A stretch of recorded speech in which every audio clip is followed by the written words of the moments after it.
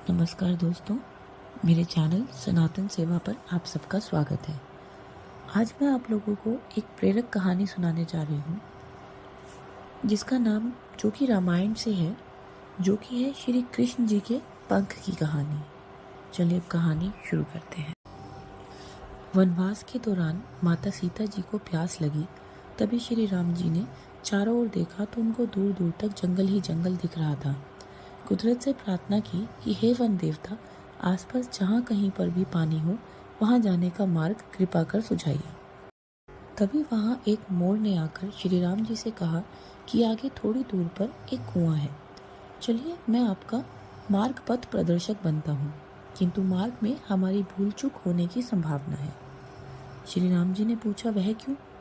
तब मोर ने उत्तर दिया कि मैं उड़ता हुआ जाऊंगा और आप चलते हुए आएंगे, इसलिए मार्ग में रास्ते में मैं अपना एक एक पंख बिखेरता हुआ जाऊंगा, उसके सहारे आप जलाशय तक पहुंच ही जाओगे। अब यहाँ पर मैं आपको एक बात स्पष्ट कर दूं कि मोर के पंख एक विशेष समय और एक विशेष ऋतु में ही बिखेरते हैं। अगर वो अपनी इच्छा से पंखों को बिखेरेगा तो उसकी मृत्यु हो जाती है। और वही हुआ। अंत में जब मोर अपनी अंतिम सांस ले रहा होता है, तब उसने मन में ही कहा कि वह कितना भाग्यशाली है कि जो जगत की प्यास बुझाते हैं, ऐसे प्रभु की प्यास बुझाने का उसे सौभाग्य प्राप्त हुआ।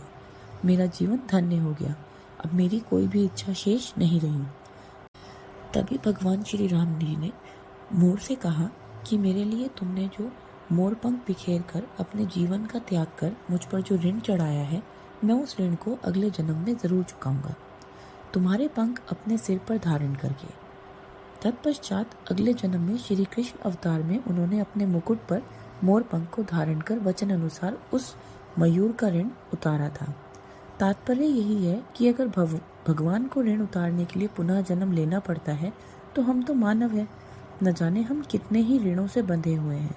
उसे उतारने के लिए हमें तो कई जन्म भी कम पड़ जाएंगे। जय श्री राम।